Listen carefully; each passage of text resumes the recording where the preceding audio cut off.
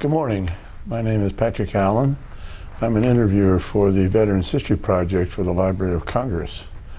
And we're here today, October 24, 2023, to interview a veteran at his office in Dayton, Ohio. The program is administered through the Cincinnati-Hamilton County Public Library under the direction of Brian Powers. We have the privilege today of interviewing Merle Wilberding. Merle, thank you for your service and thank you for doing this interview.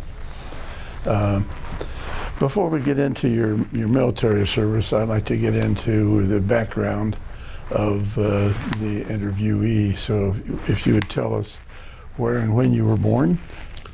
Oh gosh, I was born in March 8th of 1944 in Carroll, Iowa. Carroll, Iowa is a small rural town about halfway between Des Moines and Omaha. My parents were farmers, my grandparents were farmers, and my great-grandparents were farmers. All right. We lived in a farm actually in a little town called Breda, about 10 miles from Carroll. What were your mom and dad's names?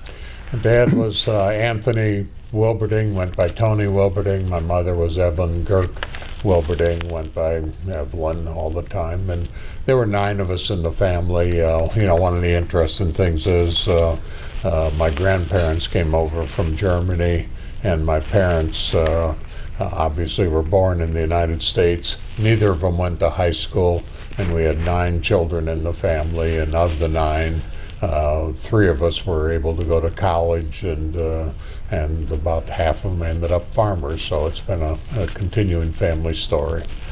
So with 9 children, your mother probably didn't work outside the home. She took care of children.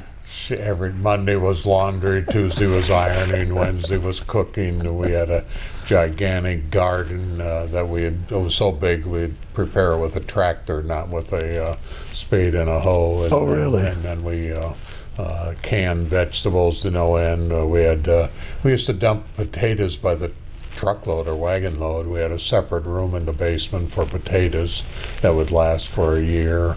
And I remember when we would kill chickens. We would kill 25, 30 at a time, and my mom would clean them, and then we'd get them. We did have a big freezer, and then she'd freeze them, and that'd be our food for a while. Wow. I remember shooting the locker man came out and shot a steer and hung that, and the hogs, they would do that, butcher them on the site, and that would be our food. We were pretty much self-sufficient for the early years. So you had chickens, you had hogs, you had a steer? And steers, beef cattle, and then I milked 20 cows twice a day before school and after school. Was that back in the old days when you had to do it by hand?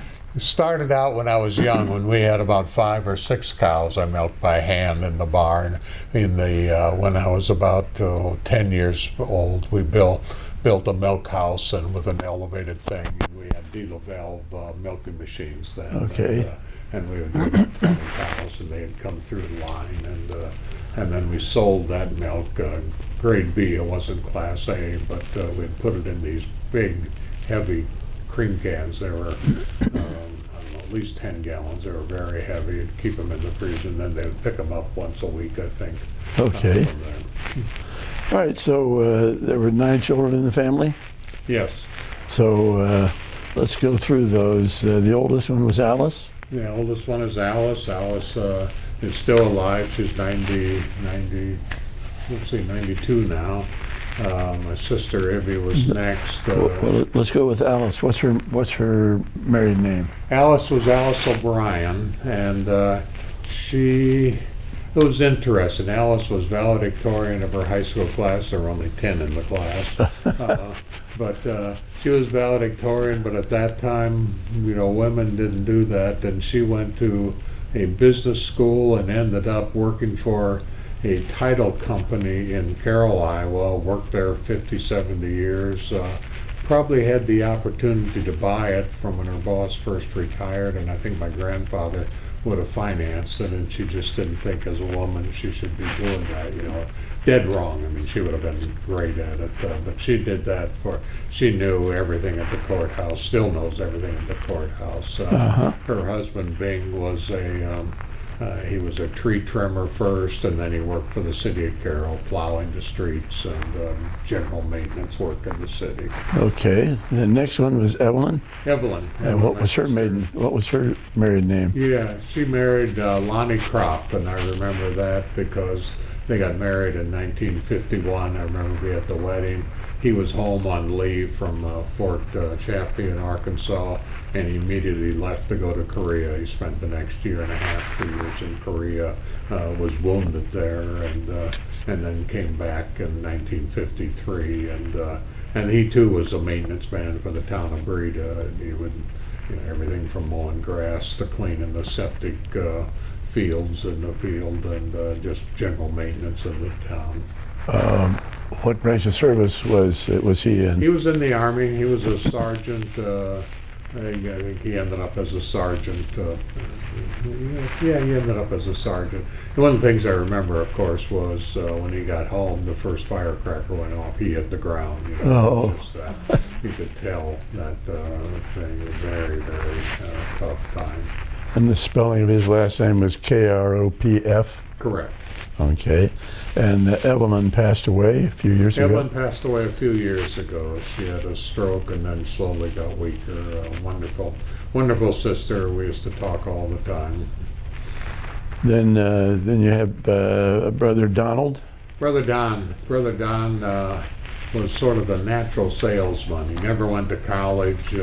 He started working in tractors for the local IH dealer.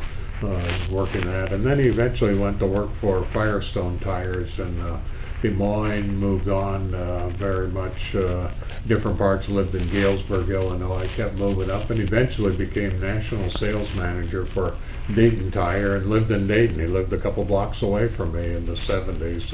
I moved here in 73, and he was here from about 74 to 79 that he lived in Dayton, and then they moved to Colorado, and Dayton Tire closed down. And he developed, even actually when he was about 18 years old, a problem with his eye von Hippel-Lindau disease, and he essentially lost an eye when he was 18 years old. Over the years developed multiple brain tumors, and it was something. He had 7 children, and it turned out 6 of his children had that same disease, and they've all passed away at varying ages of it. And Don passed away at the age of 50 in 1984. I'm sorry to hear that. And then your next brother was Edward? Brother Ed, he started out at Creighton, and then for a variety of reasons joined the Army, spent 2 years at the Army, came back, finished Creighton and on the GI Bill, and was, as they call it, a 4-pointer at Creighton, and president of the senior class, got a full fellowship to get an MBA at Northwestern, and had a great career with a long period of time. Lived first in New Hampshire, or Michigan. He lived in St. Joe, Michigan, and then New Hampshire, and then the last 20 years or so he's been living in Lincoln, Nebraska. He ended up going to work for the VA. Okay. He was a internal judge on the VA system, both in Vermont and in Nebraska. Okay. Then you have a sister next? Sister Myrna. Myrna married a farmer. They had a huge farm, you know, several thousand acres out in Nebraska, small town in Nebraska. Good family, and just a normal life. She's still alive. She's turned 87 last Saturday, in fact. Was that a crop farm? Yes. Okay. Major crops, and she married a widower. Her first husband's wife died during childbirth, so she was the mother for his 5 or 6 children, and but they had several thousand acres, mostly grain. I don't think they had many animals, but they had all grain. And her last name was what? Niewohner, Niewohner. And she's still living, you said? She's still living. Her health's not as good as the other family members. But Where's she living now? She's now in a home in Fremont, Nebraska. Okay. Then you have another sister about a little over a year later. Yeah, Marilyn. Marilyn was born on Christmas Eve, December 24th. Always got cheated on birthdays because it was always Christmas Day.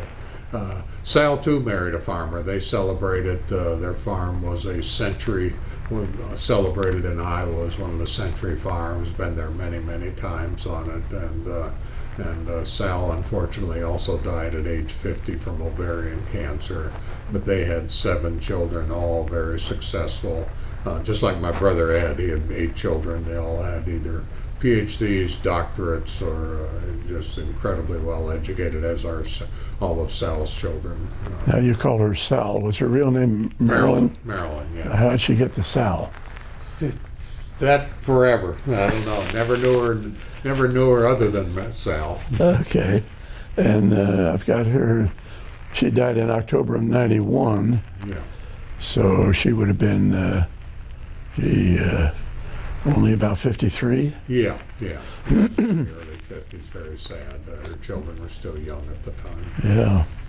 And then along comes Larry, your brother. Larry and I, we ran the family, two girls, 2 boys, 2 girls, 2 boys, and then the younger sister. So Larry and I were sort of paired up in a lot of ways. We were only a couple of years apart, and growing up on the farm, we played baseball, we played basketball, we worked the farm and all of that stuff or so.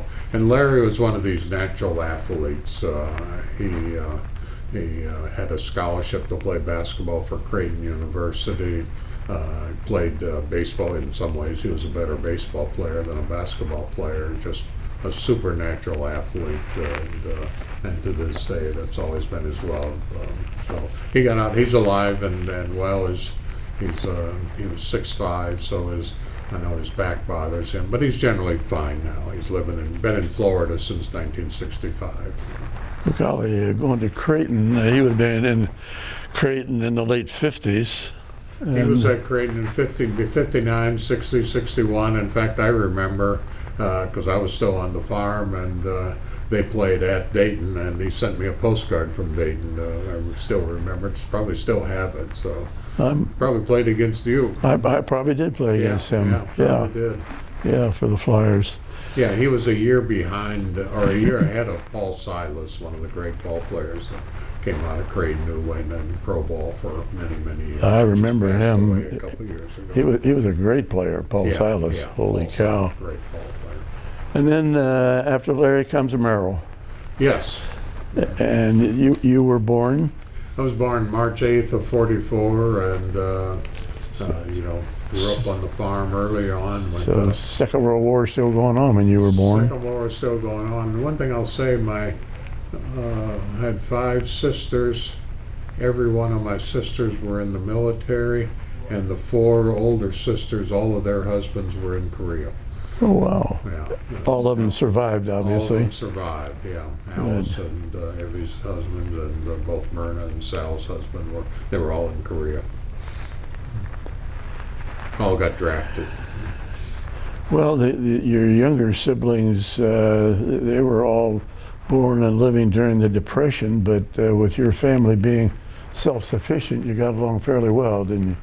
We actually did. We had all the food. We literally made our own food and ate our own food. And while we were in the Depression on the farm, we were self-sufficient. Truly were.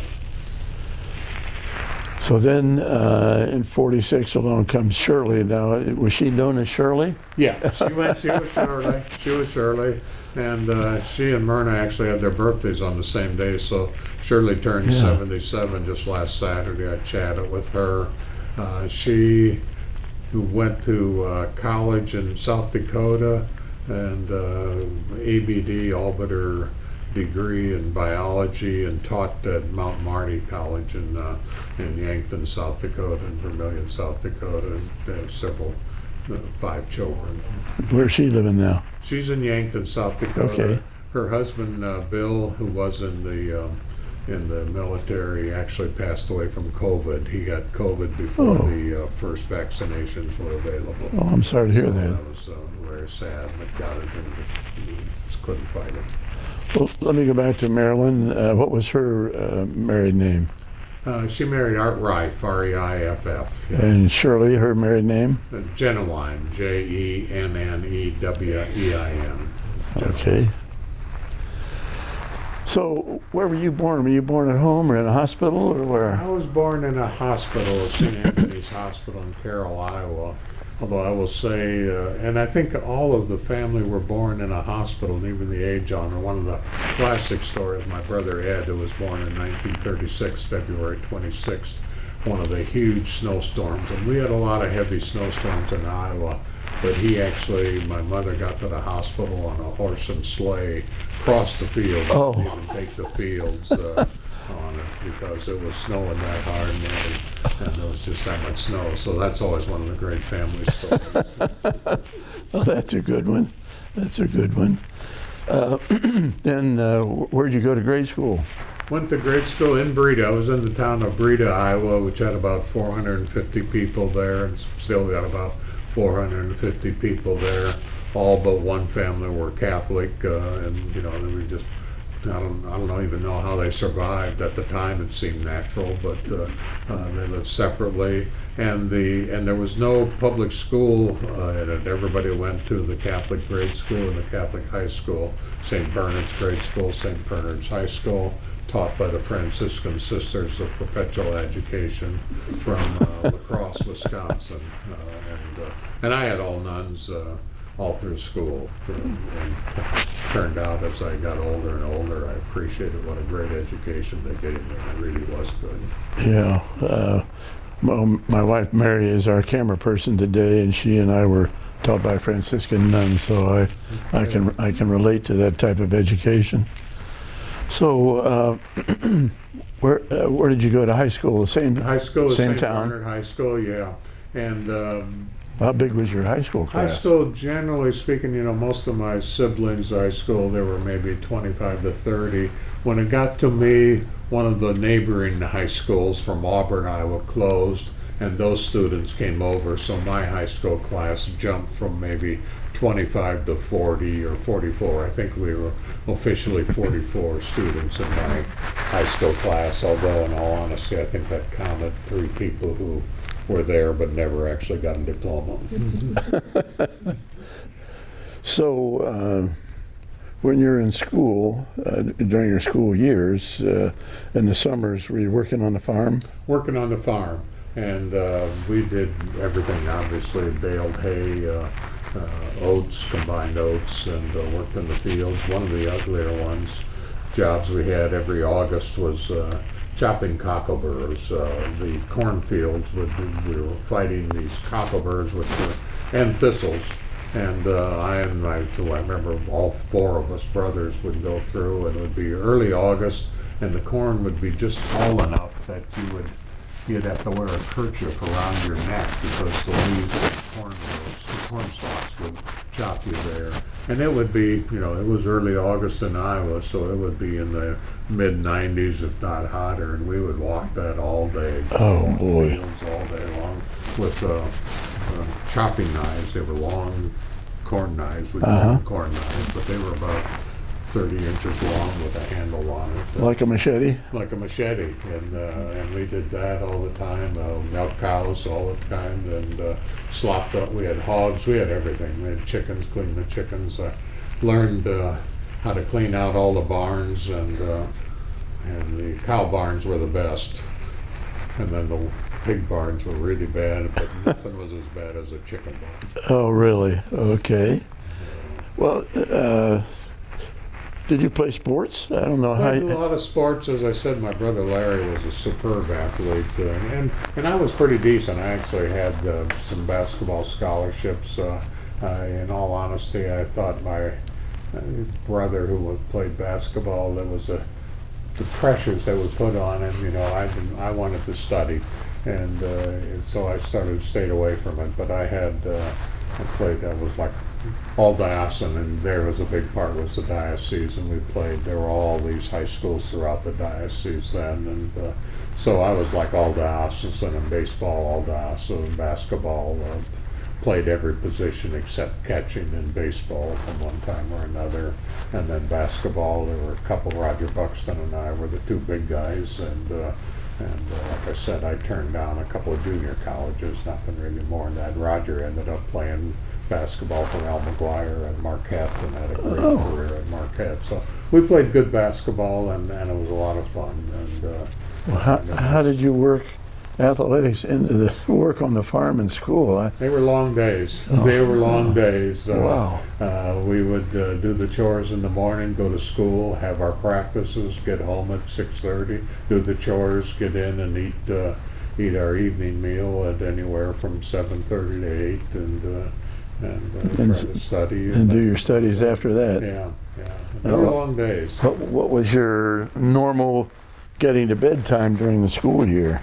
We probably got to bed by 9:30 or so, 9:30 or 10. Yeah, up early all the time. My mother, I talked last week about my mother who worked every day doing everything or so, and when all else failed, she'd say, "Tired nothing, keep on working." And I think I'm living that till today. Well, back in the Depression in those days, did your mom do a lot of sewing for the family? Oh gosh. I wore shirts to school that she made from flour bags. So, yeah, she made everything on that old-fashioned sewing machine, but she was a good seamstress, and she would literally make the shirts we wore in the early days. Probably a lot of hand-me-downs from your older siblings? I got my first coat when I got a part-time job in college. Everything else was a hand-me-down. And I felt pretty good about getting that. So when did you graduate from high school? I graduated from high school in 1962, and I had been at my brother Larry had gone to Creighton, my brother Ed had gone to Creighton, and I decided I didn't want to go to Creighton because I would be their little brother. They were both in their own ways very well known. Ed was president of the class and was a four-point Larry, of course, played basketball and baseball, and so I didn't want to go there, even though several of my classmates did. And I went to a college recruiting class and was taken in by a recruiter from St. Mary's College in Winona, Minnesota, that was taught by the Christian Brothers, and that college was about maybe 1,100, 1,200, or about 250 in my class, class. Well, how'd you get back and forth to school? That was a little tough. First 1 year my dad drove. I had heard you could fly there, so one of the brothers took me to Rochester and thought I would fly on Ozark, my first airplane ride. And but they didn't have full seats, so they bounced me off at Mason City, Iowa, and I had to take a bus from Mason City to Fort Dodge, Iowa, and my parents met me in Fort Dodge and brought me home. My last 2 years in college, I was able to buy a 1955 Chevy that I drove to school and had that. So while you were in college, did you work any place other than back home on a farm? Generally speaking, I was lucky in college. I had a nice scholarship for part of it. I worked my freshman year. I worked in the admissions office, and in the summer I spent that summer there and worked in the dishwashing machine. And then my junior and senior year, I was a hall counselor in a dorm, and between that and my scholarship, it paid for my school. So this junior and senior year, I was a hall counselor in the dorm, so I stayed in there. My senior year, one of the guys I had actually tried out for basketball team and didn't make it, but the basketball coach asked me in my senior year if I would coach a local grade school team and teach phys ed to him. His son was actually on the team, and his son was far and away the best player on the team. So I got I don't know if it was $20 a month or $30 a month, but I did that, and that was a big deal at the time. So by the time you graduated, your college was paid for? I was very lucky. My college was paid for, and I got luckier as I went on. Yeah, sounds like it. Well, I don't know if it's luck or hard work on your part.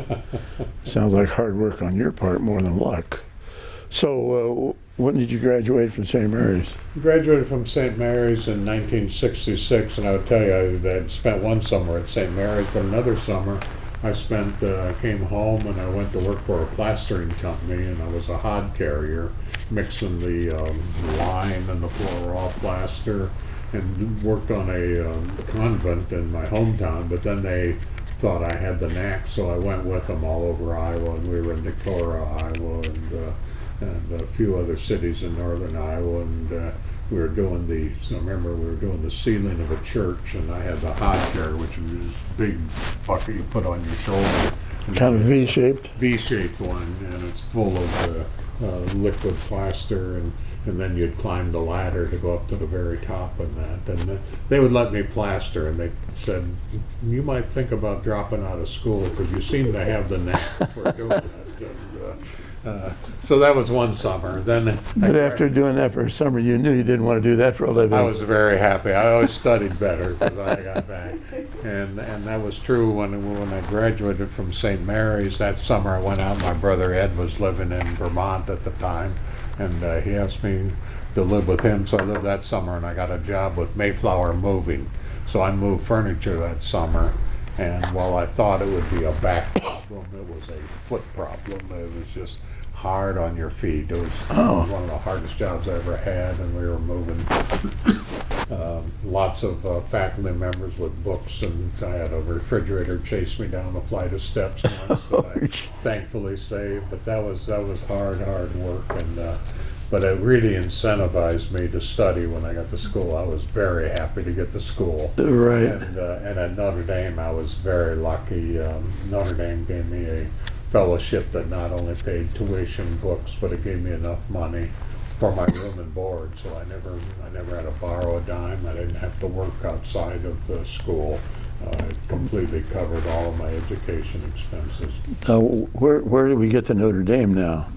I went to Notre Dame. I had applied. There was ongoing people from St. Mary's who had gone to Notre Dame Law School and had performed well, and I had a similar background. We had all done well on the law school admissions test, and so I applied there because I knew that was pretty good. And Notre Dame at that time had Dean O'Mara, and he liked to bring in his people, and he would give you an offer. And I remember getting this letter on Christmas. It was like a week before Christmas, but you had to decide within a week whether or not to take it. And he offered me a full scholarship, and I applied to Notre Dame because there was no application fee, to give you some sense. But I had identified Georgetown and Boston College.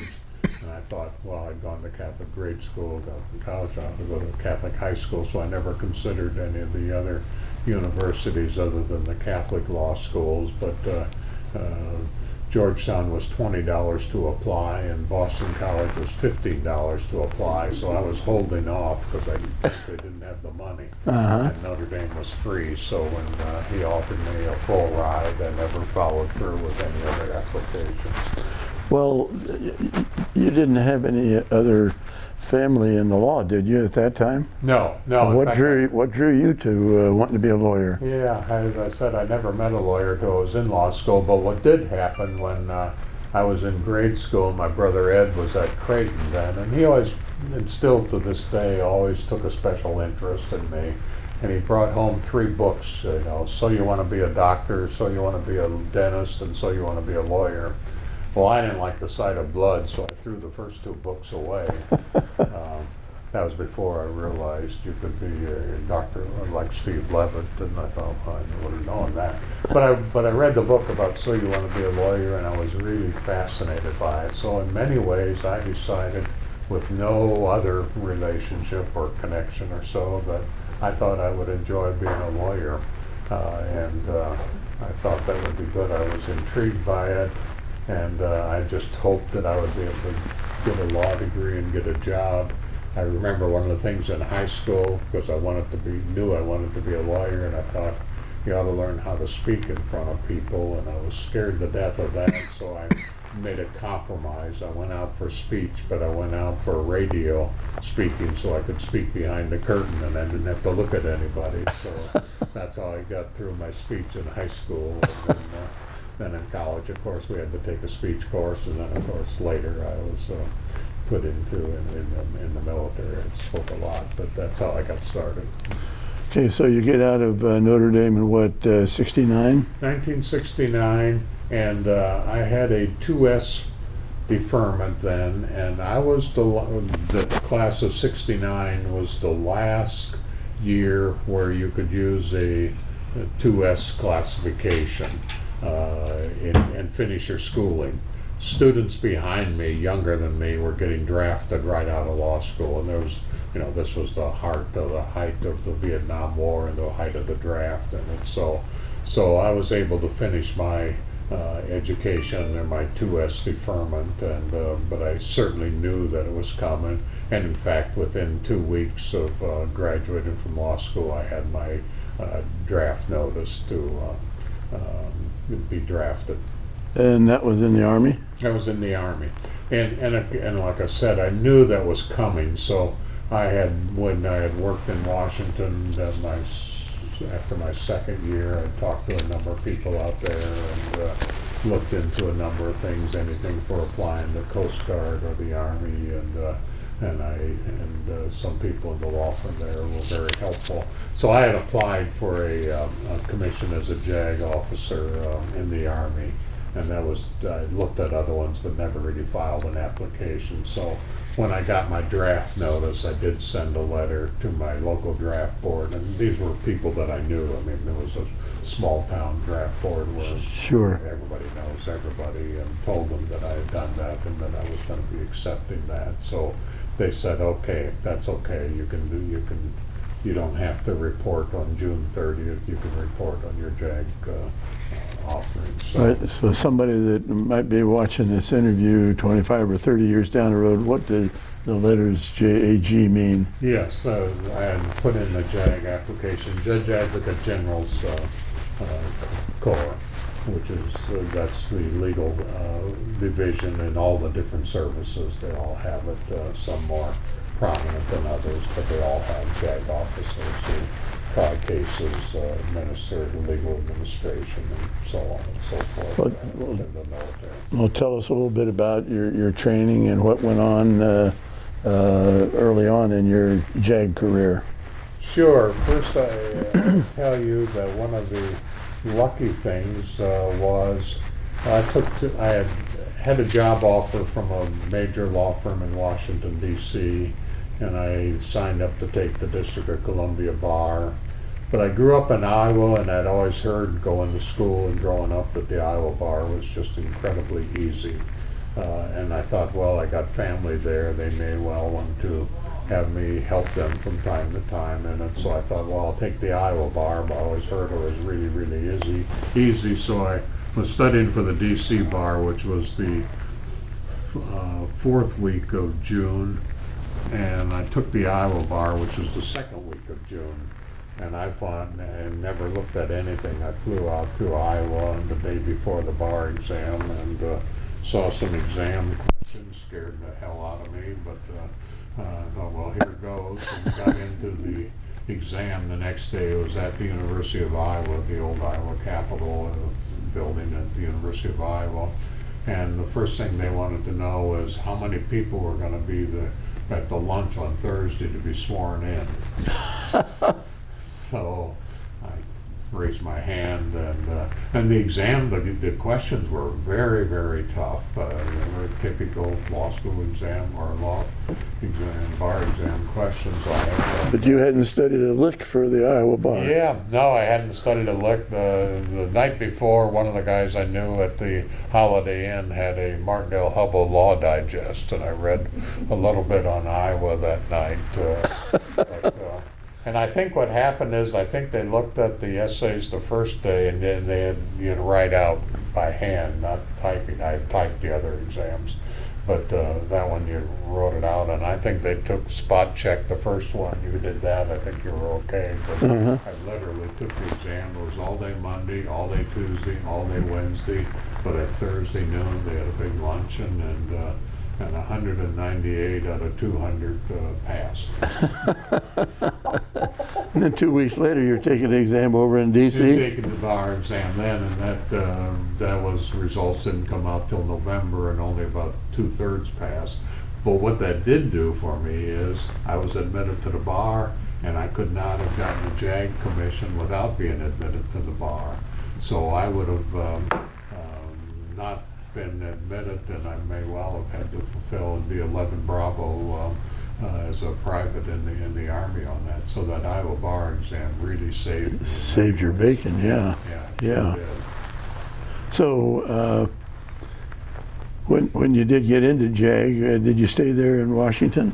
Well, yeah, what happened, of course, and again, this was the height of the Vietnam War, they said, they take all these, you gotta fill out the exam, the fingerprints, and they came back and said, your fingerprints were smudged, we gotta retake them. But they didn't want me to lose because they wanted bodies, so they said, we'll retake them, you'll just skip the first 30 days where you go to Fort Knox and Fort Lee and you do push-ups and exercise and all the military basic training type stuff on that. And the next time they cleared, so my first day was at JAG school, and JAG school in the Army is at the University of Virginia. The JAG school is right next to the law school at the University of Virginia in Charlottesville. Beautiful, beautiful place, and I reported there. I didn't even have a uniform for the first week, and got into my class, and the class had about 105 students in it, said alphabetical, and after a couple of days I got uniforms on it. What was interesting at the time is there were a number of foreign students in it, and there must have been 5 or 6 people from Iran, because at that time the Shah was still in control, and that was a big part. And in fact, my first assignment, I didn't turn it down. I was offered a position in Iran. In hindsight, would have liked it. At that time, my wife was pregnant, and the management person said, "No, you probably don't want to go there. The hospitals aren't that great." So I actually had would have otherwise gone to Iran to have an appointment on it. But again, things are to luck out because that actually was stage 2. Stage 1 was you get the automatic assignments, and my assignment was Fort Polk, Louisiana, which I had always heard was one of the worst places to be, just a tough place. But they send people down from the Pentagon to JAG school while you're still in the school to discuss it with it, and career management, they called it.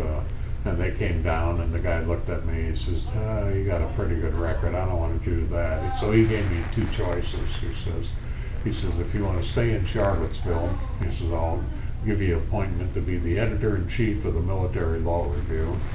He says, or I'll give you an assignment to the Government Appellate Division, where you do it in Washington, technically part of the Pentagon, where you do brief and argue appeals for courts-martial cases. And I told him I'd prefer that, and that was the assignment I got then. And that was not a certainty.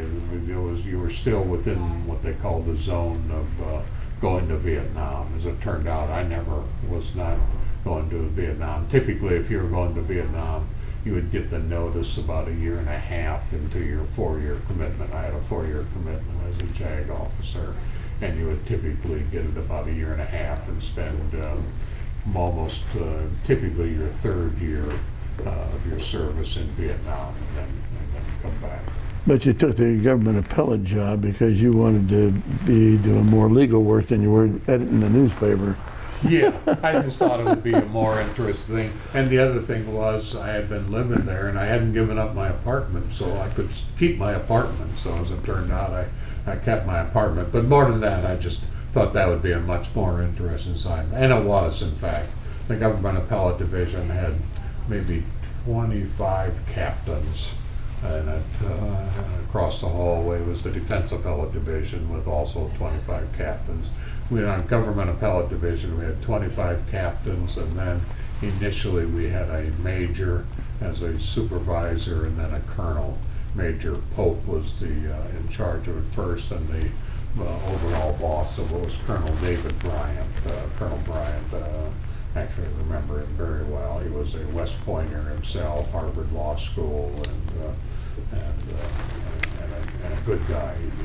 He did nice things for me. So they were there for a couple of years, and then of course they moved on over time.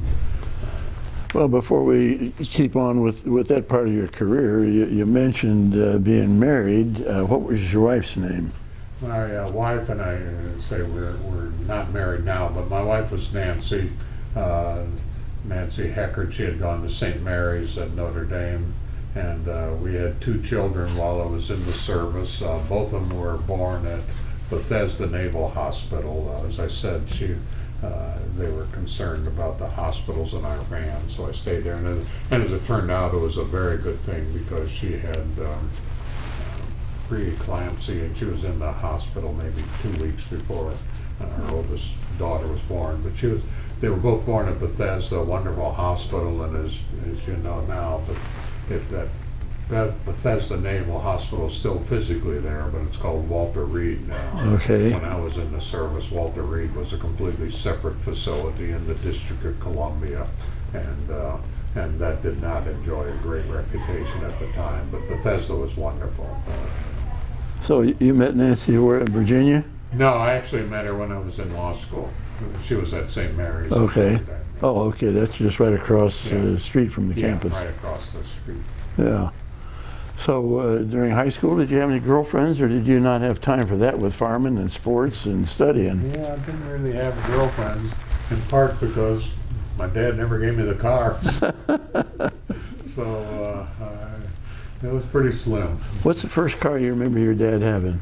My first car, my dad actually loved cars himself. His first one, I think, was like a 1951 Oldsmobile.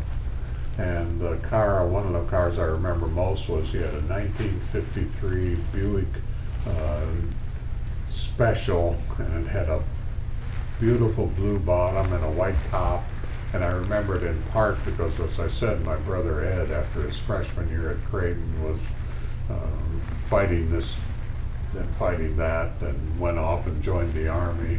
And then a week before, and he didn't tell my parents, they didn't know until the envelope came in the mail saying that. So things were a little tight, and then to top it all off, 2 nights before he reported, he had a last date with his then girlfriend, and rolled that Buick and completely side. And so it was a memorable car. And eventually that was a 53 Buick Special, and he traded that in, they pretty much was ruined. And then he bought a 1954 Buick. That was a hardtop. That was a nice one. And then he had a 56 Buick. He loved cars. And that was a 56 red and white Buick.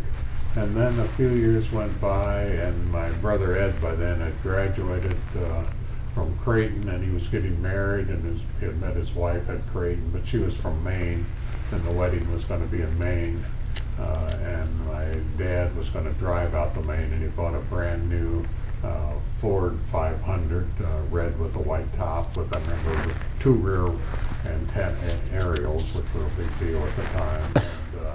And it was my mother, my father, my brother Larry, my sister Alice, and my younger sister Shirley all got to go out to the wedding. Sal and I stayed on the farm, which we've never let anyone forget. We were working our tails off on that. I'll bet. And they compounded off. The stove blew up while she was there, and we had an accident with the grinder on the farm. We had a lot of things go wrong. Oh. But fundamentally, we were just working 14-hour days and getting by. And then we would suffer through these postcards they would send us, which didn't please us all that much at the time. But it was all right. So compared to work on the farm, college and law school and JAG school was a snap, wasn't it? Oh, it was a piece of cake. I enjoyed it. Okay, well, let's get back to your government appellate work. What kind of things did you do? And you know, ended up spending all 4 years in the government appellate division, and I probably did I probably wrote briefs in 600 to 800 cases, but I only argued maybe 100 cases, and out of the 100 cases that I argued, probably 85 were in the Army Court of Military Review, which was the lower court, and then probably 15 cases in the Court of Military Appeals, COMA as we called it then. It's now called the United States Court of Appeals for the Armed Forces, same physical building, same judges in it, but they've renamed both of the courts in it. But and the cases were, again, this was there in Vietnam. There were most people would routinely appeal lots of drug cases coming out of Vietnam, some assault cases and a few murder cases. There was a little bit out of case. It was while I was in the military case that O'Callaghan versus Parker came out, and that was a Supreme Court of the United States case, which in essence decided that if the case had the incident had to have a military connection on military base, or the military didn't have jurisdiction to try it. So that pushed a lot of cases outside of courts-martial jurisdiction. But if the accident happened on base, pretty much had to be on base for the court-martial to have jurisdiction. So in these cases, were you representing the government, or you were representing the individual? I represented the Army in every case I ever tried, and that was true of all 25 of us in the Government Appellate Division. Across the hallway in the same building was the Defense Appellate Division, and they did nothing but represent the accused themselves. And like everything else, we had good relationship with them, but we were competitors all the time. The branch that was representing the military folks, men or women, was that representation given to them free of any fees? Yeah. Defense Appellate Division represented all their people. They were just, paid just like I was, same pay grade, pay everything in it, and the defendant or the appellant in their case never paid for anything. They were always free, and then a number of them would hire their own civilian appellate counsel and whatever they did on their own. But even when they did that, they were entitled to have a military defense counsel as part of the team. So I argued actually a lot of cases with a civilian lawyer on the other side, because they had elected to be represented by a civilian lawyer. So what's the highest court that you ever argued a case for the military? In the military, it was the Court of Military Appeals, and they have 3 judges there. It's still an Article I court in the sense that those judges are appointed for terms of years, not lifetime appointments. But it's 3 judges. The Court of Military Appeals, and it's still the same courtroom there. It's a beautiful, massive courtroom. It's a magnificent courtroom with huge marble columns going up, and the red draperies behind it. It's a very imposing courtroom. Did you have any cases of particular interest that you were involved in as a appellate lawyer? Oh, I had a number of cases, and in some ways I had 2 of the most important prominent cases that came out of the military during the Vietnam War, certainly, and to some extent out of the military period. One of the cases I handled was several cases. The most prominent name was United States versus Rowland, R-O-W-L-A-N-D. But this arose out of the case that was known in the newspapers as the Presidio Mutiny. And major case at the time, and it arose that the Presidio at that time was this beautiful military base literally underneath the Golden Gate Bridge in San Francisco. A great, beautiful location in there. And they had the people moving in and moving out, and of course for their problems. They had their own stockade for people that were in prison. And as time went on, this was during the time of the Vietnam War, lots of protests, lots of people about whether or not they would get drafted in light of that. But a lot of people within the military were protesting the war. And in this particular instance, there was an incident, a guy named Rusty, believe it or not, and he was from Dayton, Ohio. And it was in the stockade there and had run away and ended up getting shot. And that just created an uproar over, thought that was too much violence or too much force than what it deserved at the time. So there was a immediate number of protests on that, and on this fateful day, the prisoners gathered around a circle within the stockade, and they were gathered on a circle, most of them sitting down, and the guy in the middle was reading what I would call peace poetry. And they brought in the officer, captain, and ordered them to disperse, do this, they didn't do this, they didn't do that, they continued to do that, and finally brought in the MPs and they dragged them away. But the Army at the time decided to charge them with mutiny, non-violent mutiny, and it's technically buried in the Uniform Code of Military Justice, never been charged before, never been charged since. But they went to trial under non-violent mutiny charge and were convicted. And the newspapers across the country, this was a major case at the time. Everything was going wild, and the long evolved trial.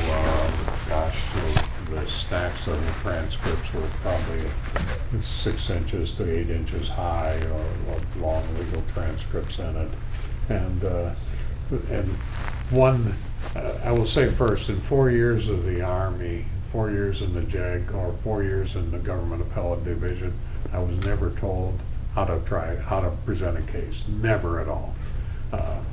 But on this particular case, the Presidial Mutiny, it was pretty clear that the JAG had the generals in the JAG Corps, and the generals basically said, we're not going to win this case. This is so outrageous a case in it.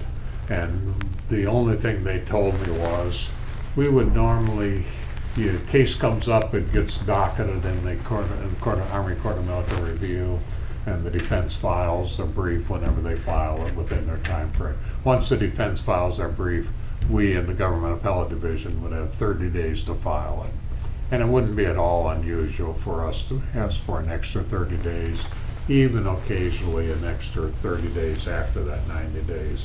On the mutiny case, on the Presidial Mutiny case, the only thing they told me is, you don't get any extensions. You got 30 days. We want this to get over. We want to move this case forward on it. So I had to struggle through a gigantic thing and write a brief and argue it. And as it turned out, that's when the case is memorable for lots of reasons. It was a huge case.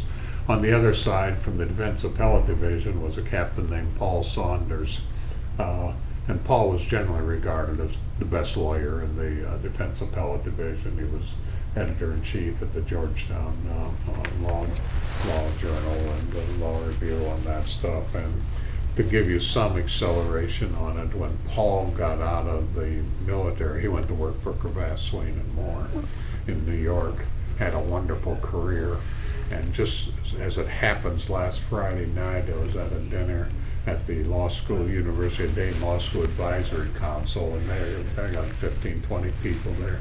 One of the people they put on was a granddaughter of a longtime famous history teacher, Beauregard, at the University of Dayton. She, as it turned out, went to MIT, Harvard Law School, and works for Cravath. And her mother was there, and they were asking me, and I said I was there, and I says, I had a friend at Cravath, Swaine and Moore, and I had trouble remembering Paul's name first, and then I finally said it was Paul Saunders, and her eyes lit up and said, well, he's famous as one of the great trial lawyers of all time. So putting that back in this context, Paul was on the other side, and I remember arguing the case, and it was a great experience. You know, predictably, we lost the government, the Army Court of Military Review reversed the conviction, and actually I think they reduced it to something time service and did the case away. Took away the conviction for mutiny, but let stand a very, very minor violation. Uh-huh. So that was one of the, and that was a big case at the time, major case at the time on it. And then after that, it wasn't all that much time. And of course, one of the ironies of it, as I told you, that I went into the Army, they skipped over directly to JAG school. Well, I reported on September 5, 1969, and as it turns out, and I didn't know it till 2 months later, on September 5, 1969, the same day that I went into the Army flagged Lieutenant William Calley's records, who was about to be otherwise discharged from the military because they had slowly percolated the rumors and investigation about the My Lai investigation. And factually, I can tell you this about the My Lai case. It was on, the Tet offensive was in January 31st of 1968, as I remember, and they overran about half of Vietnam. There was a major counteroffensive both by the Viet Cong within South Vietnam and by the North Vietnamese, and they had many battalions, and there were a lot of rumors that the 48th Battalion of the North Vietnam 48th Battalion was flooding this one area. So that all happened in the Tet offensive started in January 31st of 1968. As time moved on, they were trying to recover and they were trying to search out some of these people.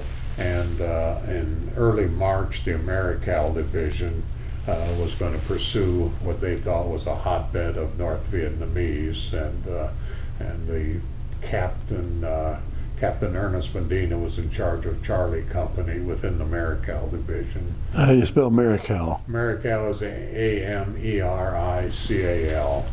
I think it had a long, complicated name, but everybody called it the Meritorious division. And they were going to invade this, what they called the collection of little villages they thought was harboring the North Vietnamese, and they were called the My Lai villages, and sometimes called Pinkville, because when you looked on the big maps of Vietnam, those villages, because of the shading on population, were always shaded pink, so they often called them Pinkville.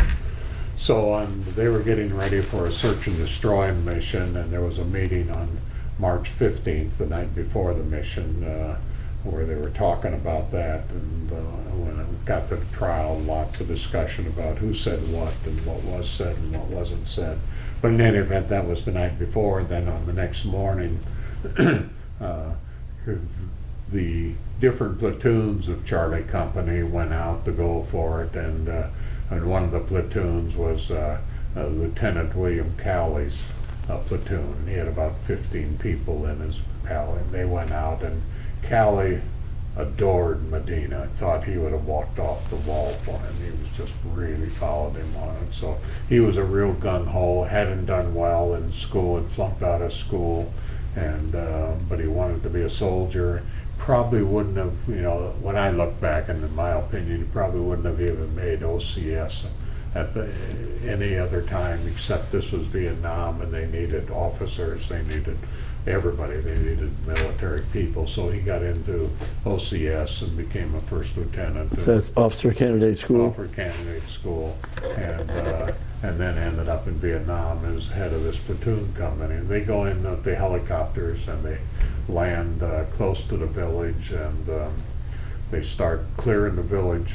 And one of the things that they noticed was nobody was shooting back at them, but they were so gung-ho, and there was some sense, and some of this is my interpretation, but there was some sense that they wanted revenge because some of their friends had been hurt the week before, and whether they had hit with punji sticks or so, or shot and wounded, but there was a certain element of revenge.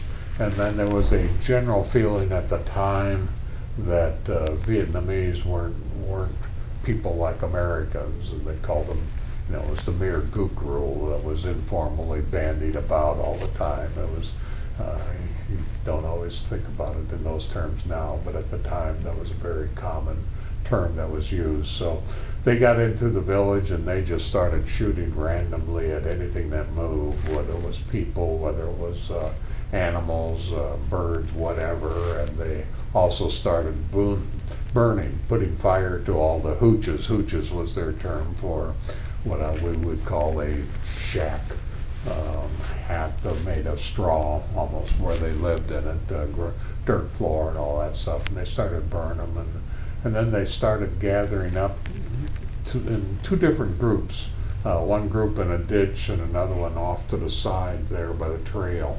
and they were guarding them, and Callie told his one officer, Private Medlow, Paul Medlow, take care of them. And about an hour later, Callie came up and says, "I thought I told you to take care of them." He says, "I was watching." "No, shoot them."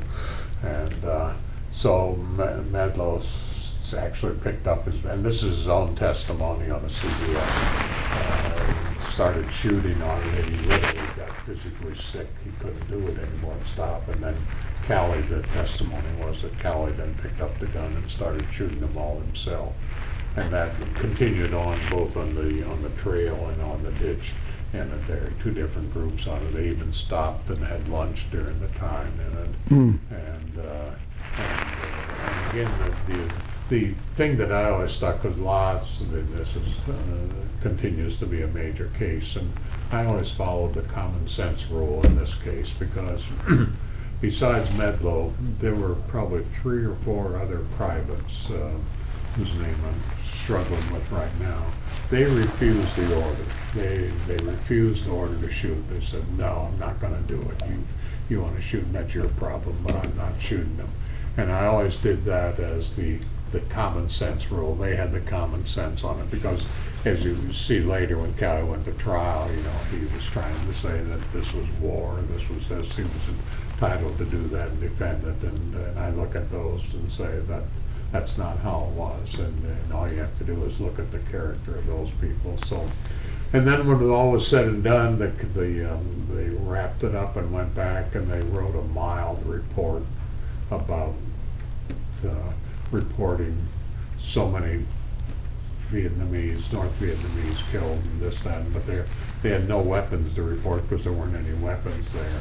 So it never really got out officially. None of the official reports gave any details at all, any factual descriptions at all. And for a year, from March 16th of 68 till probably May of 69,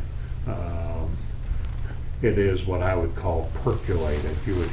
It's a story you couldn't keep completely quiet. So this person told that person, and so there was the story was percolating around. And in May of 1969, literally almost 15 months later, another private named Ridenauer was appalled by this and put together a long letter and sent the letter to. I think he sent out 30 or 40 copies to the president, to General Westmoreland, to 5 or 10 different congressmen, to different people in the defense zone, saying, "You need to look into this. This is what happened, and these are the things on it." And from beginning in May, while no one knew about it and no one talked about it and nobody believed anything was happening, the Army was in fact starting an investigation to try to figure out what happened. Well, how many Vietnamese have been shot? The ballpark is, the general feeling was about 500. Probably about 500. The ranges have been anywhere from 200 to 600, but the most consistent numbers I've seen is that it could have been as many as 500. And all the people. There was not a young military person in there. It was old men, old women, and children, lots of children. And there was a guy from outside of Cleveland, Ron Haberle, Haberle, who was the official photographer. And he took official photographs. I think they were all black and white, but he had his own color camera. and he took a number of photographs of it. So eventually those photographs were found and released, Part of the trial? yeah, they were in trial. They were in a lot of the newspapers early on. And I personally talked to him at one point when I was doing some research in it. And he lives outside of Cleveland now. Well, where was the village, Marli? Meli was in the Quang Ngai province, probably towards the northern edge of South Vietnam, and real close to Chu Lai. Chu Lai was a sort of a beach town on the South China Sea. They always talked about it because there was wonderful beaches in Chu Lai. And it was in maybe 10 or 20 miles on it.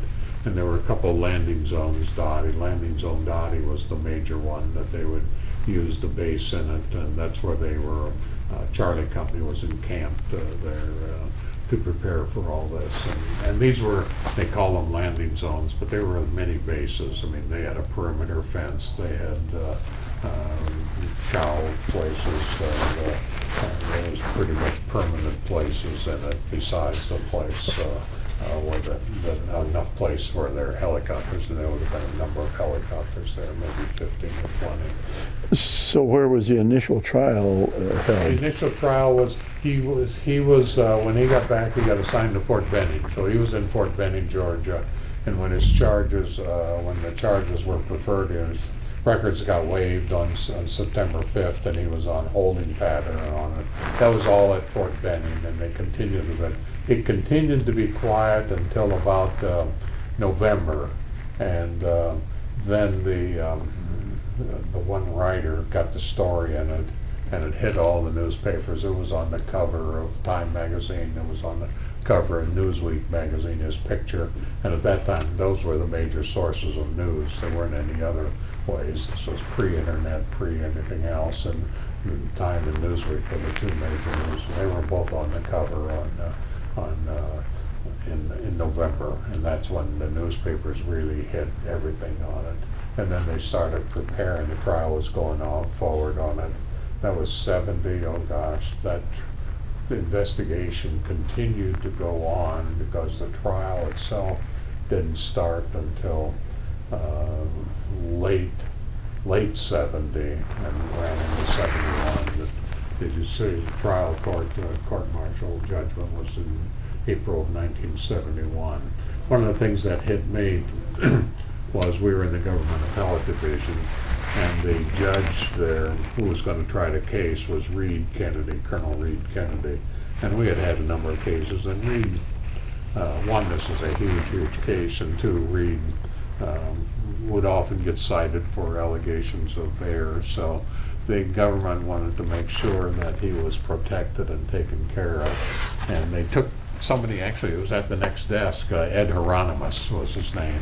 Ed was a graduate of Duke Law School, smart guy, went to Knox College at Galesburg undergraduate. Just a really bright guy. And they took him out and assigned him. I think he spent 2 years in Fort Benning then, and his sole job was to be a law clerk for Colonel Reed Kennedy. And as a quick aside, he ended up, when he got out of that, he went with one of the major, I think, Melby and Myers in Los Angeles, and had a wonderful career in civil practice. Again, bright lawyer. And that was the good thing about being in the Army JAG Corps, because there are lots of great lawyers there. And you got to know a number of them. So it was a good experience, but they assigned him down there, and he did all the research and the instructions and all that stuff. That was his job. And the captain who was taken out of, he was at Fort Benning, was Captain Aubrey Daniel. Aubrey Daniel became famous in part because he wrote a letter to address to Richard Nixon, President Nixon, who was published in the Washington Post, challenging Nixon's efforts to essentially try to let Calley off, and wouldn't put him in the prison or in the disciplinary barracks, but let him in house arrest, essentially. But and again, Aubrey Daniel, everyone praised his trial of the case. It was just incredibly well. And again, Aubrey Daniel did such a good job that George Bennett Williams, maybe one of the most famous trial lawyers out of Washington, owner of the Redskins to boot, and the head of Williams and Connolly, the major firm then in Washington, and still a major firm in Washington, D.C. He hired Aubrey Daniels, and again, like the other lawyers we were talking about, Aubrey Daniels had an incredible career at Williams and Connolly, so much so I saw a week or so ago, or a month or so ago, that he bought this 3,000 acre plantation on the Chesapeake Bay, and he's got a home in the ability. He did well in it. I'd say. But he was, he was no different than anybody else. Had been drafted with modesting, but it performed so well. And as I said, talking about that, and Paul Saunders and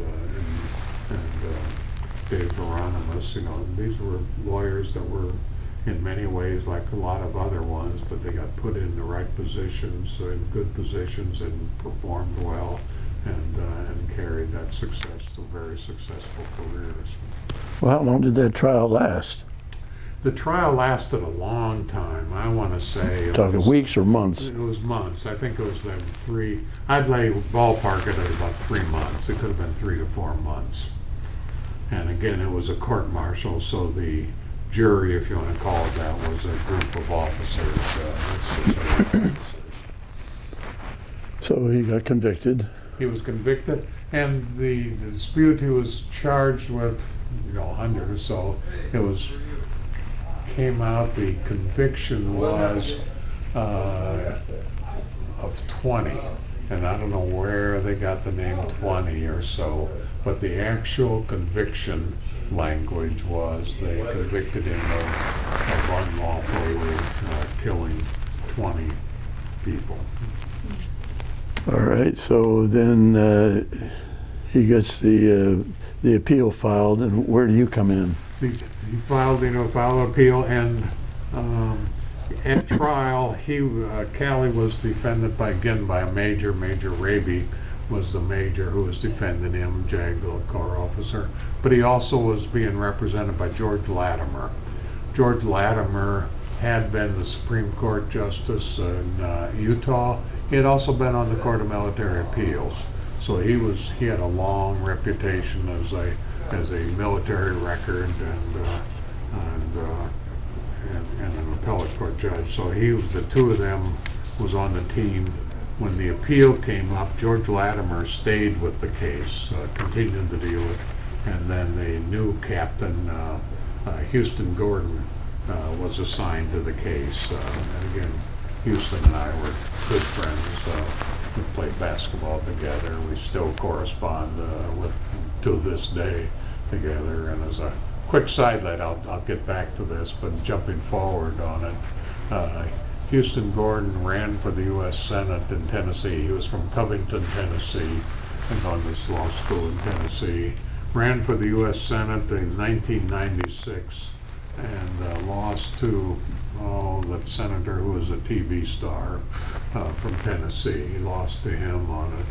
And then he was trying big cases in Tennessee, and on 2 different occasions, Houston Gordon was nominated for appointment to the Tennessee Supreme Court, and both times got tied up in a political quagmire, and the appointments were never, or nominations were never confirmed, so he's never on there. But Houston, he's written a novel, and he and I have exchanged it. Houston and I were good friends, still good friends.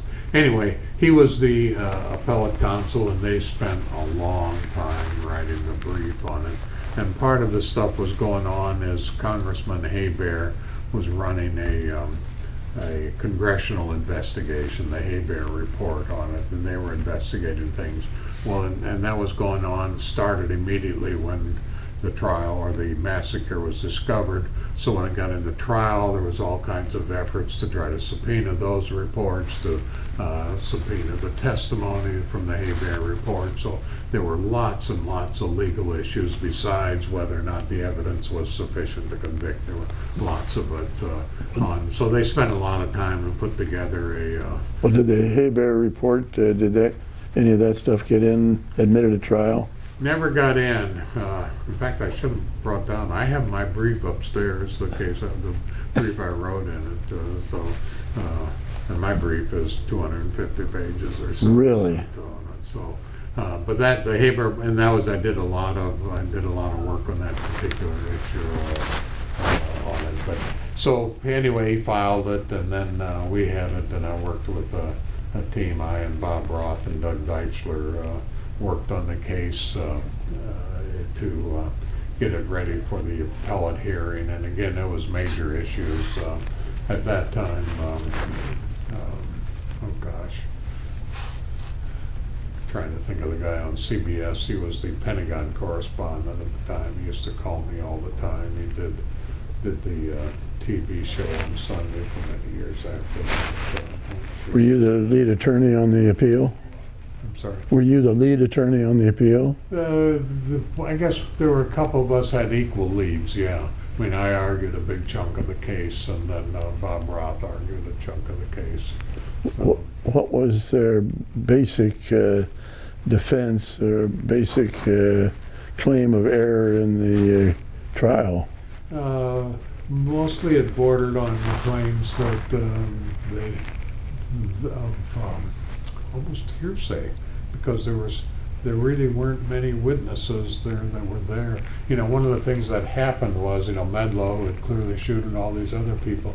Well, they were all draftees. They were all out of the military before the case percolated. And once they're out of the military, the Army had no jurisdiction to try them or to get anything to do them. The country of Vietnam could have done, but the U.S. would never have sent those guys back to Vietnam. So they were all outside of the jurisdiction of the Army.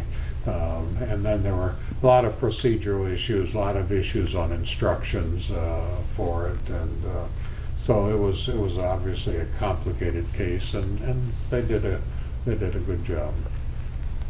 So the appeal was not upheld.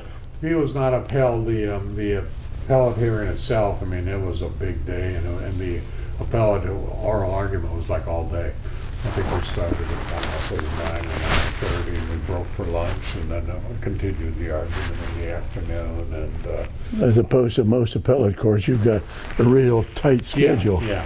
This was all time. And Aubrey Daniel, who had tried the case, came out, and I talked to him before he came out for the appeal on that. And all the networks were there, and CBS brought their main artist, Aggie Whalen, out, who did probably 5 or 6 courtroom scenes. And to make a quick long story is, I have one of her original courtroom sketches, because she was a freelance artist, and I had a classmate of mine who ran her down in New York, and was able to buy it from her. So I literally have one of the original upstairs.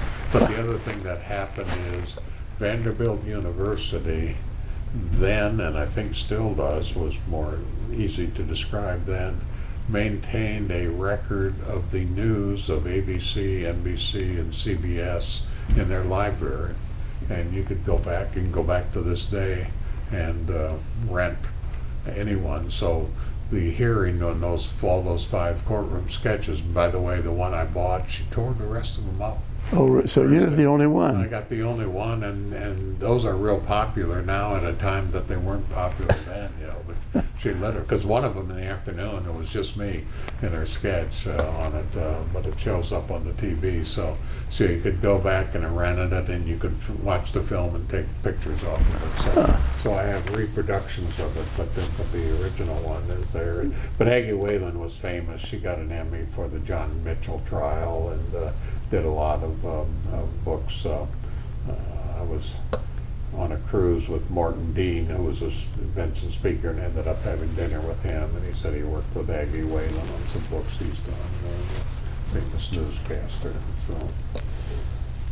Well, you've been walking in tall cotton with a lot of these super lawyers. Yeah, walking in tall cotton.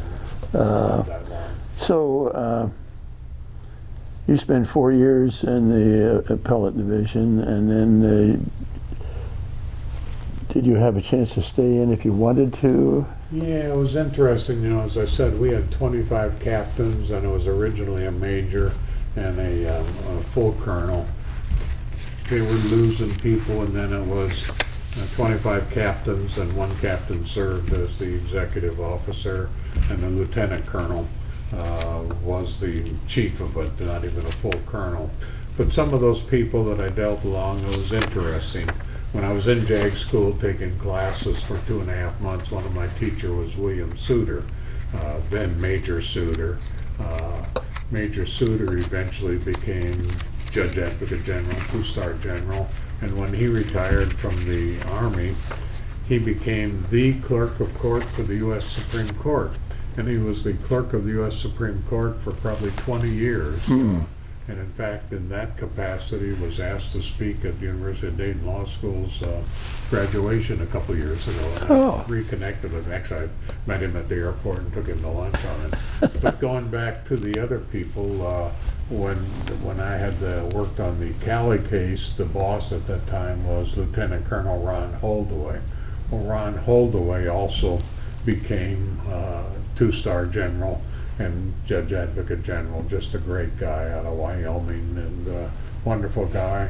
But because we were also there, part of the Pentagon, we would run into other generals. JAG Corps, by definition, I think has 4 general slots. One of them was always in Europe, and the other 3, I think, were in the Pentagon. One was Hal Parker, was the sort of our overseer earlier, and then it was General Peru. And so we got to know all these people. And when I first came in, General Hodson was the Judge Advocate General. Hodson became famous. Well, there's an ABA, major ABA award, it's the Hodson Award on it. And again, I always did a lot of writing on it, so I wrote several military law reviews, and upstairs, I should have brought them down, I got notes one from General Hodson, one from General Peru, and their notes are great because they're on these note paper with a red flag with 2 stars on it. But I had several generals talk to me about staying in, and I liked my time in there. There was a lot of my major reason for not staying in, from a career standpoint. I started at the worst possible place.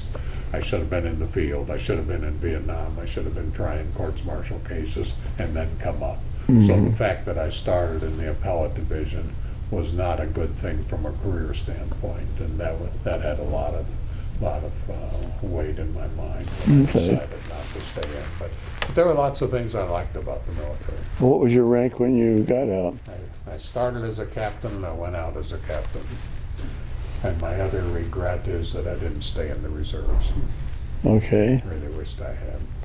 Well, you mentioned you and Nancy had a couple of children? Yes. And what were their names? And yeah, 2 children are Abigail, that I named after Abigail Adams because we were reading her biographies at that.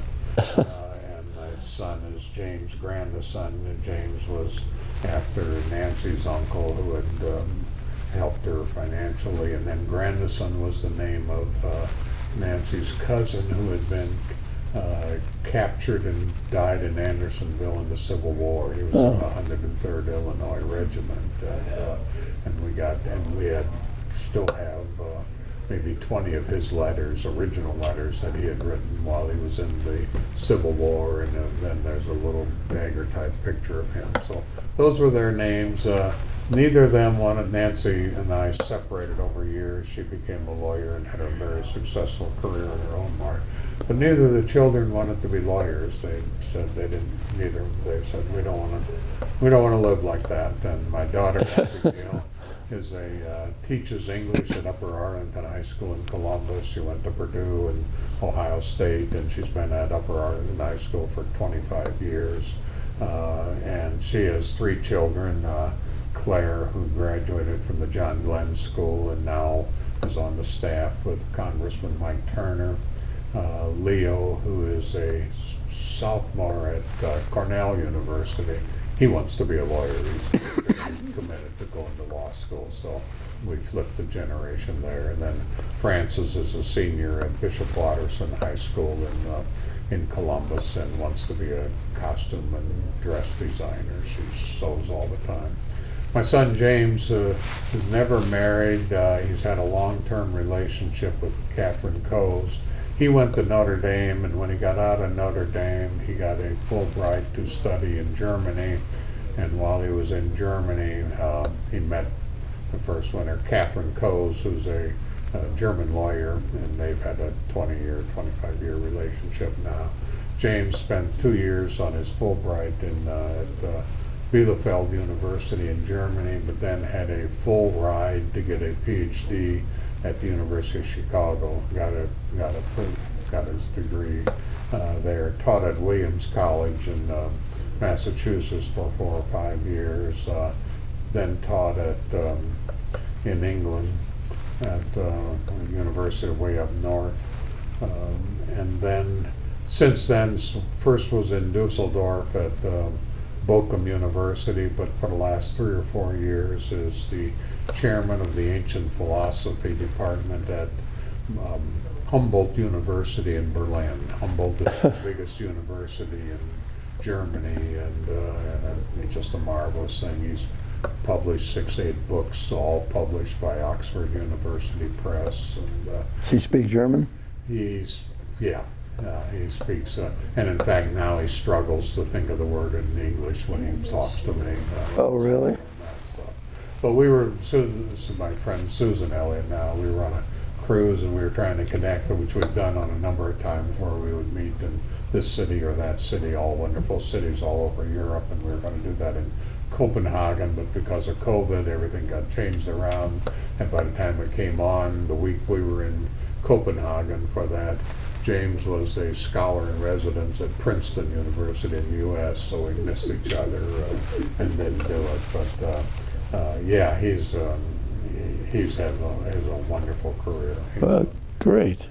Now, Abigail, her last name now is Pavel. P-A-V-E-L-L? P-A-V-E-L-L. Gene Pavel, her husband, is a what I call a tech guy, and he works for NetJets, but he writes programs and keeps their computers up and operating, and has been doing that for a long, long time. And she was born October 29 of 70, and James was born July 4 of 72. Yes, he was born on the 4th of July. I wanted to name him Yankee Doodle, because at that time Y.A. Tittle was a very popular quarterback football player, and I thought, well, I'll call him YD. But yeah, he was a quarterback. Yeah, quarterback for the Giants. Yeah. So you decide you're not going to stay in the military. What's your first job out of the military? Well, when I was out of there, I was living in Washington, and I had been working at Aaron Fox. I clerked there as a law student. They offered me a job, and while I was actually working in the Pentagon, they offered me a part-time job. I was mostly writing chapters for Earl Kintner's books on antitrust law, and Earl treated me wonderfully well, a great guy, and I was doing that. And then I also got used the GI Bill and got a master's in tax from George Washington University. But what was going on at the time, of course, this was there from 68 to 73, was not only all the protests on Vietnam, but Resurrection City was going on, and of course then Watergate broke out, and so it was, President Nixon used to talk about the heartland, and that actually got to me thinking he might be right. The heartland may be the best place, and I was struggling with the prices of homes out there and the commute. We were living in Virginia and Springfield, and then Lake Braddock by Fairfax. And it was an hour each way unless it rained, and then it was 2 hours, and so on. So I decided that I want to come to the Midwest, and I had known Bud Seal, and both from St. Mary's and from Notre Dame, who was with the Coolidge firm in Dayton. And I talked to some other firms. I remember going to Texas a couple of times and talking to firms, and some firms in Washington. Jones Day was offered a job by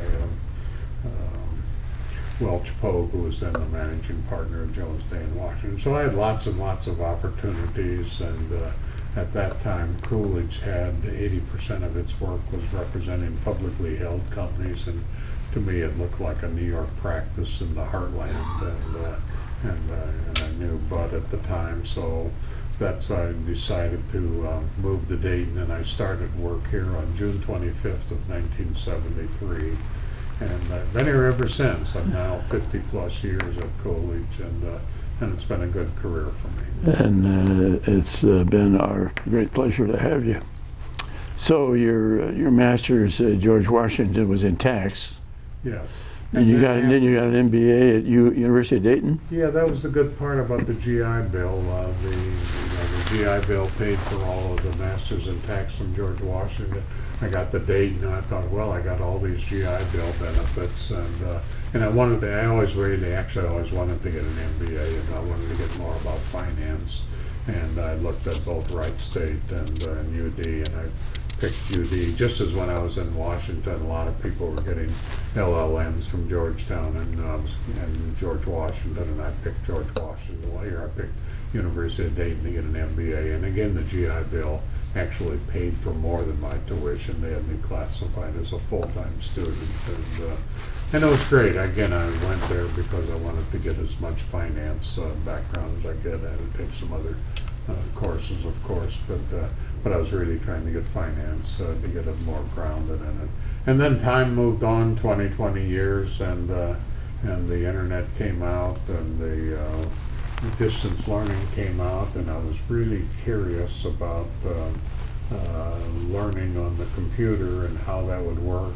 And at that time, my friend Susan, we've now had a 30-year relationship ourselves, but Susan was the law director at the University of Dayton Law School, and as she was getting her master's in library science, she saw an opportunity to get courses done through the University of North Carolina Library School, but at Oxford University in England.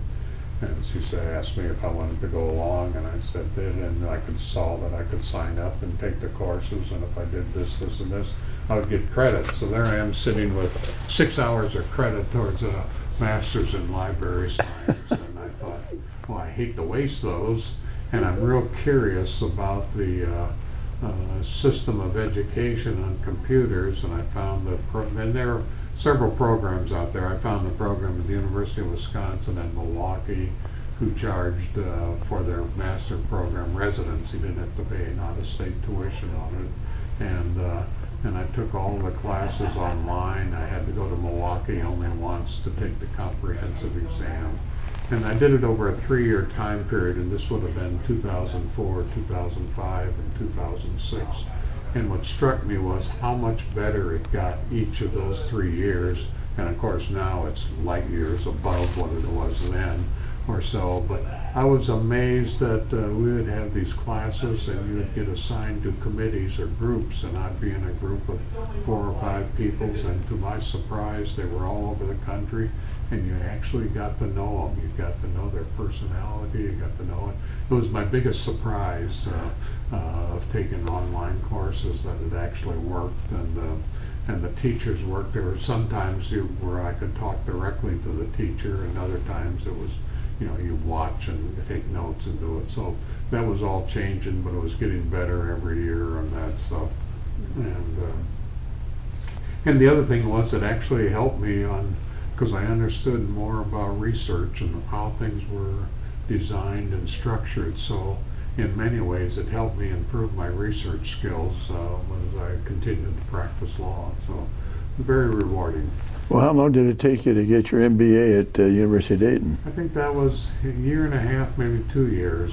Were those classes during the day or night? They were all at night. Yeah, they were all at night. And just as my tax degree at GW was at night.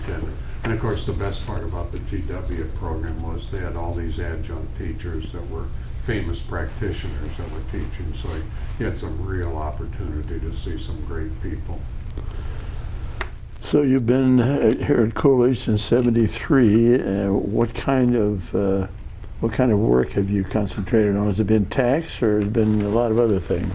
Yeah, it's been interesting because I came thinking I was going to be doing pretty much securities and registration. You know, Coolidge had just, as the several years before, and had just done a number of public offerings for Huffy Manufacturing, for Zimmer Homes, for Ponderosa did all their when they went public, Reynolds and Reynolds. So I was doing that stuff, and I came in '73, and that was sort of backing up a little bit, and it wasn't too long, and they had, you know, I was like third or fourth in line on that work. And then Bob Walmsley was then Coolidge Wall Walmsley in Lombard, Matisoff Walmsley in Lombard, and Bob says, why don't you come with me? We got a chance to work on this shopping center in Middletown. And so I went down and started working on that, and ended up spending just the bulk of my first couple of years working on commercial real estate, and on shopping centers, and that set the tone for a lot of ways. I've done lots of commercial real estate from beginning, all 50 years. I've done a lot of commercial real estate, but also done a lot of corporate work and tax work.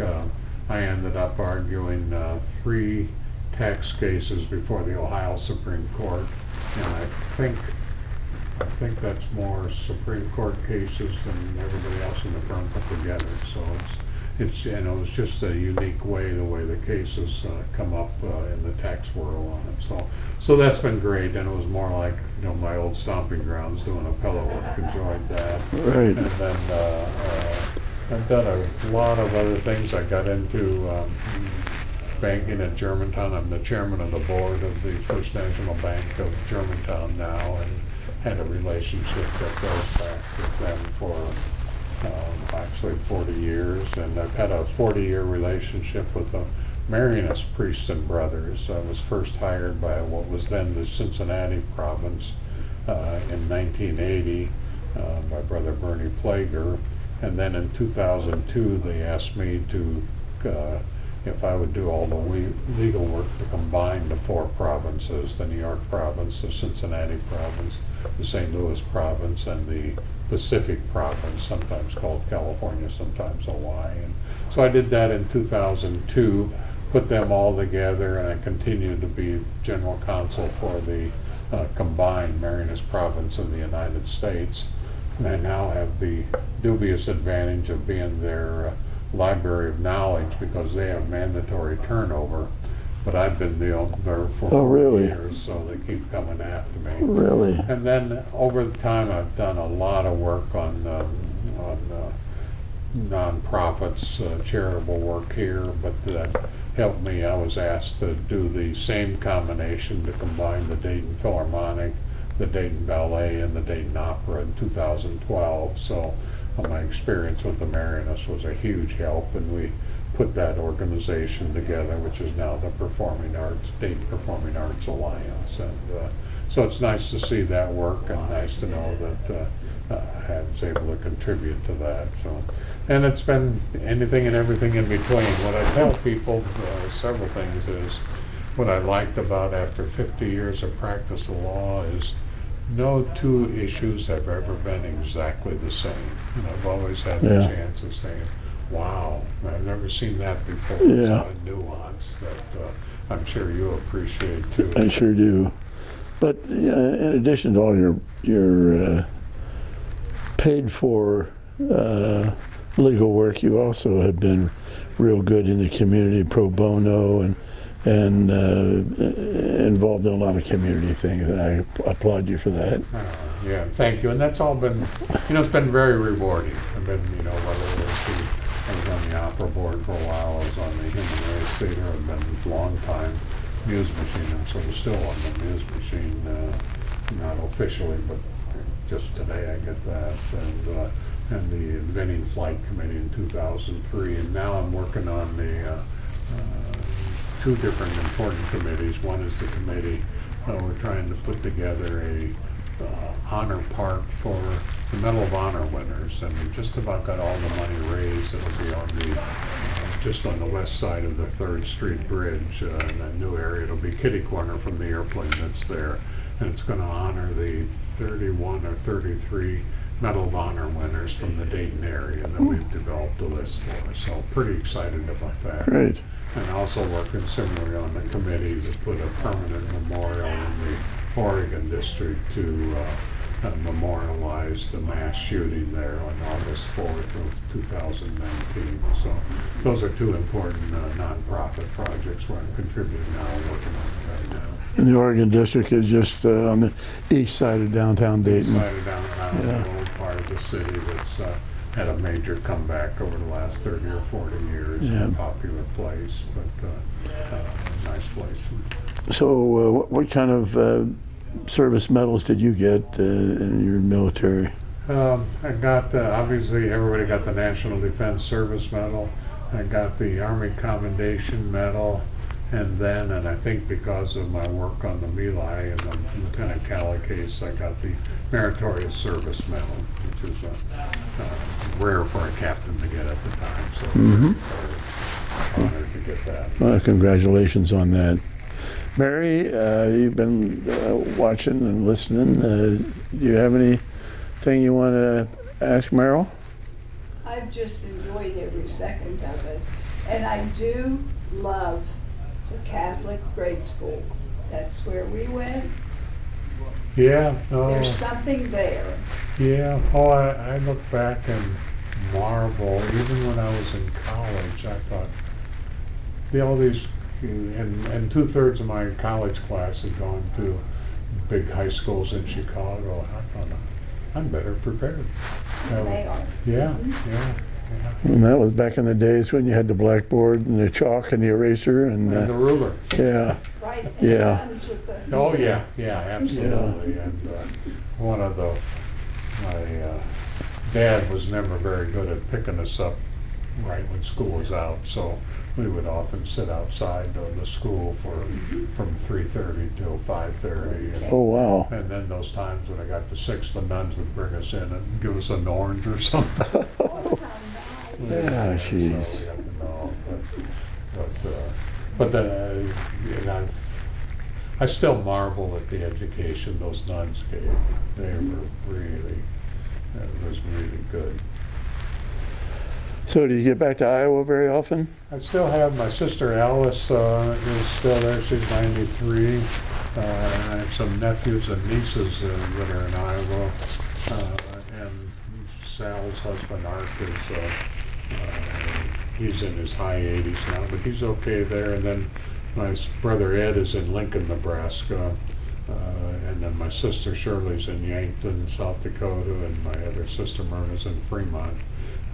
But we've had family reunions up and through about every 3 years up and through 2019. And that was just, and then COVID sort of blocked it since then. Not sure what we'll do, particularly my siblings. They've aged a lot since those last 3 years.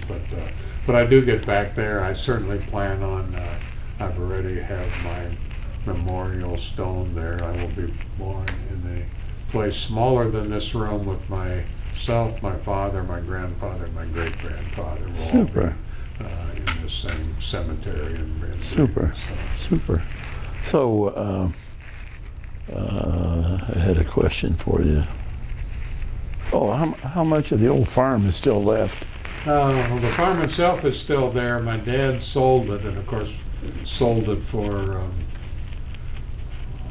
maybe 500 acres. Farmland now is going anywhere from 11 to 15,000 an acre. It's really, Wow. really high prices Wow. out there in that part of Iowa now. Now I have 2 nieces whose husbands have thousands of acres of farmland, and my sister Myrna in Nebraska, her husband had several thousand acres of farmland. My sister Sal, her husband Art, he probably has maybe 200 acres. Well, when they have these thousands of acres of farm, do they have to hire help to plant and You would harvest? think that's true, but I will tell you, I'm working on an estate right now of someone I've worked with locally who just passed away, and they farm 9,000 acres. They own 4,500, and they do it Around here? around here. Not Mike Clark. No, no. Okay. We live on a farm and Okay. have a man who farms for us. Now, And they have a computerized, is your thing still going? yes. No, because I'll tell you off the record, but I won't tell you that. Oh, Okay. okay.